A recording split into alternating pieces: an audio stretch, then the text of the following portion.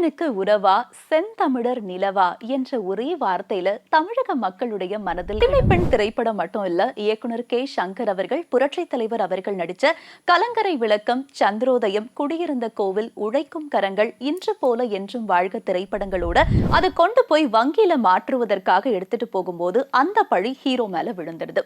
Hero கைது செய்யப்பட்டு சிறையில் அடைக்கப்படுறாரு. பாடலாசிரியரை வச்சு பாடல் எழுதி இசையமைச்சு படத்தில் இடம்பெற செய்யறதுக்கு போதுமான நேரம் இல்லாததுனால இந்த பாடலையே நம்ம திரைப்படத்தில் இடம்பெற செய்யலாம் அப்படின்ட்டு புரட்சி தலைவர் அவர்களோட சொந்த தயாரிப்புல வெளியான திரைப்படங்கள் தான் நாடோடி மன்னன், அடிமை பெண், உலகம் சுற்றும் வாலிபன் திரைப்படம். இதுல அடிமை பெண் திரைப்படத்தை யாரு இயக்குனது அப்படின்னா இயக்குனர் கே சங்கர் அவர்கள் தான். பாலைவனத்துல நடந்த ஒரு படப்பிடிப்பு காட்சியினப்ப புரட்சி தலைவர் அவர்களுக்கு மிக கடுமையாக ஒத்துழைச்சிருக்காரு கே சங்கர் அவர்கள். அடிமை பெண் திரைப்படம் மட்டும் இல்ல, இயக்குனர் கே சங்கர் அவர்கள், புரட்சி தலைவர் அவர்கள் நடிச்ச கலங்கரை விளக்கம், சந்திரோதயம், குடியிருந்த கோவில், உழைக்கும் கரங்கள், இன்று போல என்றும் வாழ்க திரைப்படங்களோட பணத்தோட்டம் திரைப்படத்தையும் சங்கர் அவர்கள் தான் இயக்கியிருக்காரு.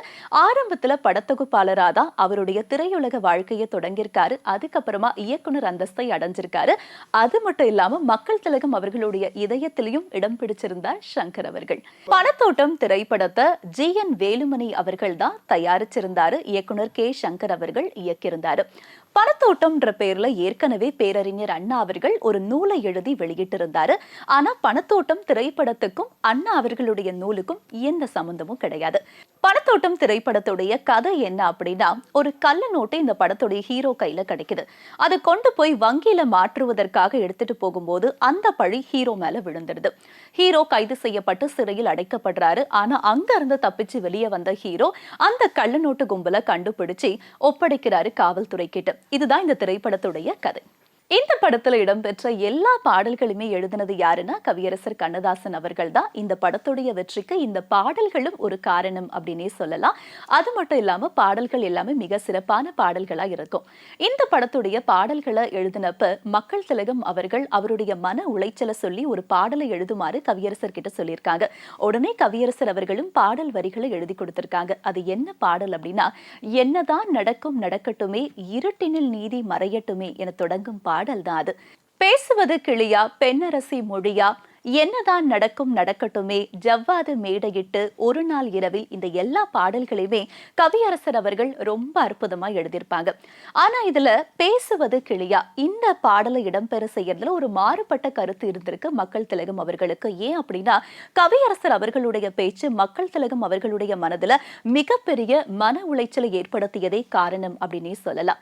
பேசுவது கிளியா, பெண்ணரசி மொழியா இந்த பாடலை திரைப்படத்தில் இடம்பெற செய்யறதுல மக்கள் திலகம் அவர்களுக்கு மாறுபட்ட கருத்து இருந்ததுனால உடனே வேற பாடலாசிரியரை வச்சு பாடல் எழுதி இசையமைச்சு படத்தில் இடம்பெற செய்யறதுக்கு போதுமான நேரம் இல்லாததுனால இந்த பாடலையே நம்ம திரைப்படத்தில் இடம்பெற செய்யலாம் அப்படின்ட்டு இசையமைப்பாளரும் தயாரிப்பாளர்களும் மக்கள் திலகம் அவர்கள் கிட்ட கோரிக்கை வச்சிருக்காங்க.